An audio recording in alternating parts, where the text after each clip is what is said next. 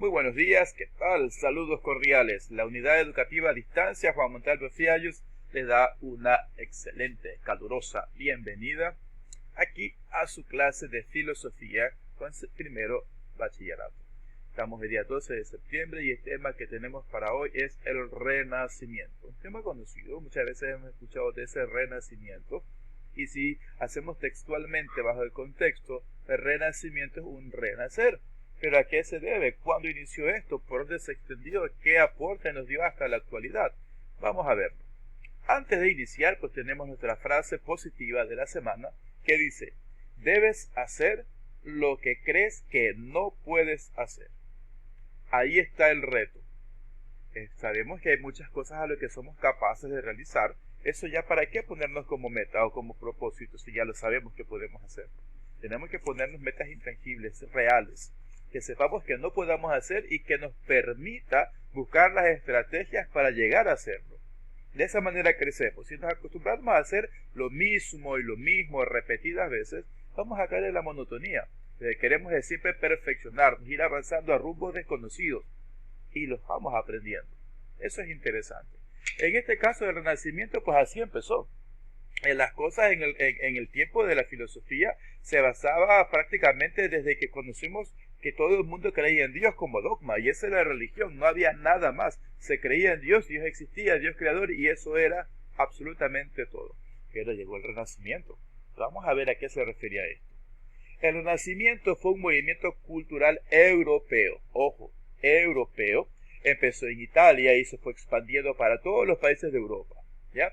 Pero empezó a producirse algo diferente. Se conocía ese tiempo como el siglo de oro, cuando empezó el Renacimiento. Fue una etapa brillante, renovadora, que atravesó la cultura y el arte en todas las filosofías o pensamientos europeos.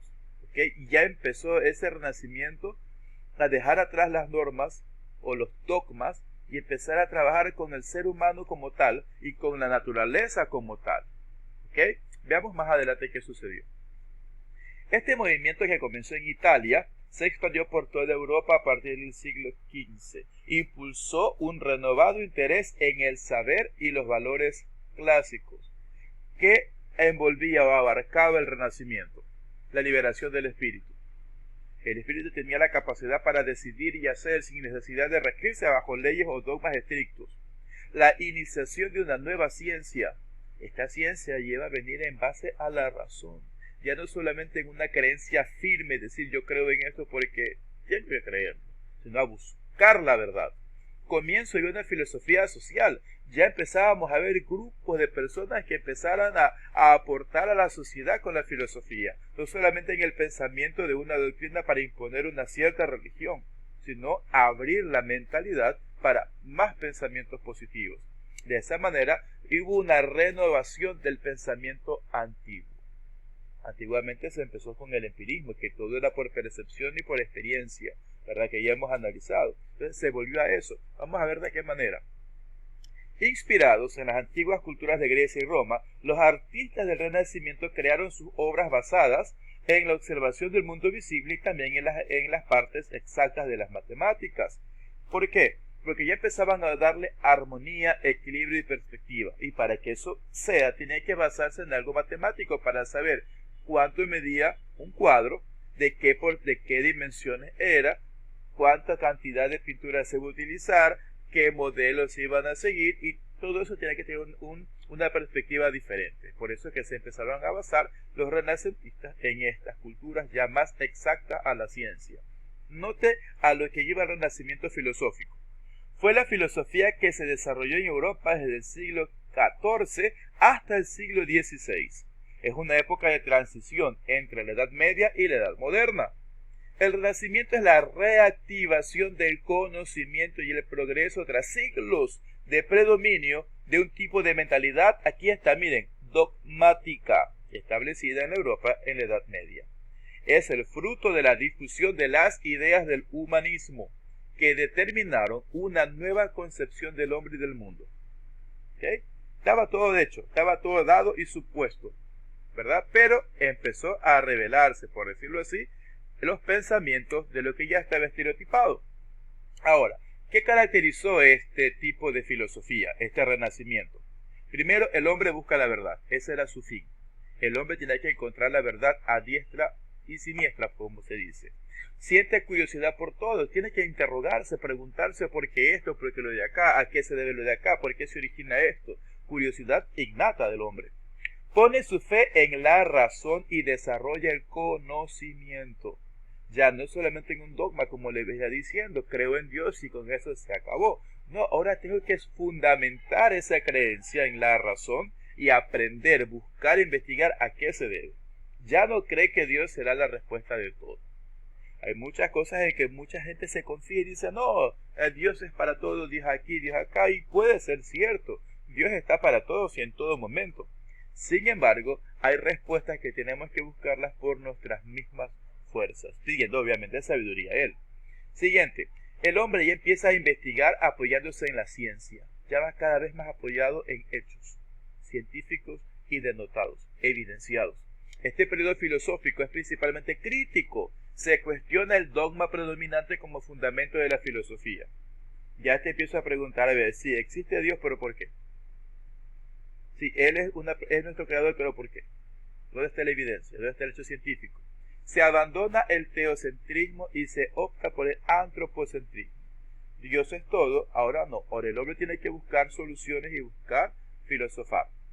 Entonces el hombre se aleja de Dios para fijarse en sí mismo, valorando la vida política. Desde ese momento empieza la vida política como tal, empezando a conocer límites, disposiciones, predisposiciones, fuera de lo que tiene que ver con Dios. Dios está para las leyes morales, pero tengo que buscar un camino, una vida a la que debo regirme de acuerdo a mi propia forma de pensar. Sigamos. ¿En qué se concibe esto? ¿En qué termina? Pues bien, hay algunas de las ideologías que nacieron en base al Renacimiento, como el naturalismo. Esto es una visión terrenal del ser humano y valora la naturaleza frente a Dios. De esa manera desaparece la creencia en un destino sobrenatural, que todos vamos a vivir en el cielo, que vamos a tener vida eterna.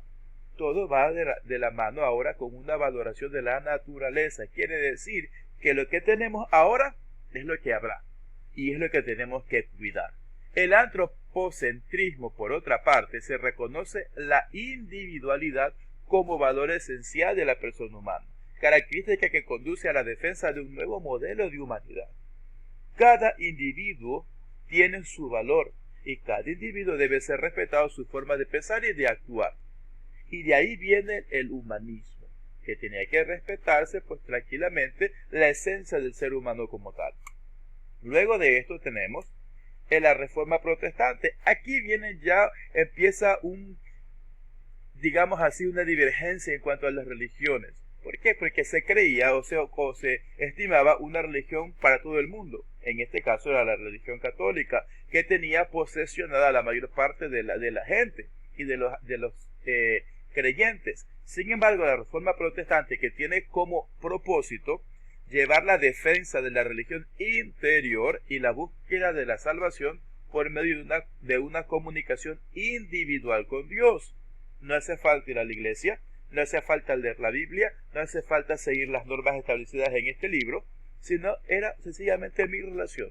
Yo sabré cómo me comunico con Dios, Él sabrá cómo se lleva conmigo y mi relación es única y es derecha solamente yo y Dios. Y esa era la Reforma Protestante, lo que se quería. Entonces empezó a haber una divergencia. La gente los creía a estas personas como brujos o herejes por querer de una manera diferente. Sin embargo, ahí empezó el Renacimiento, cuando se centraba más en el hombre como ser humano en búsqueda de la verdad. Esta nueva visión de la naturaleza y del hombre se analiza en una triple perspectiva. Atención. Primero, una perspectiva filosófica. El universo es un sistema autosuficiente, infinito y es una manifestación de Dios. ¿Okay? Es la parte filosófica. Tiene que ver con Dios, es un sistema infinito, no tiene principio, no tiene fin, fue creado excelentemente, existe. La teosófica. Se acepta la existencia de fuerzas ocultas a la naturaleza que pueden ser descubiertas por la magia, la alquimia y la astrología. Sí, en verdad hay algo sobrenatural que está detrás de todo esto, pero se tiene que buscar. Hay fuerzas ocultas, sí, no exactamente creen en un Dios, pero sí dicen que existe la magia, que existe la alquimia, que era un tipo de pensamiento medieval relacionado a buscar el yo interno de cada persona, y la astrología basado pues en lo que digan las estrellas.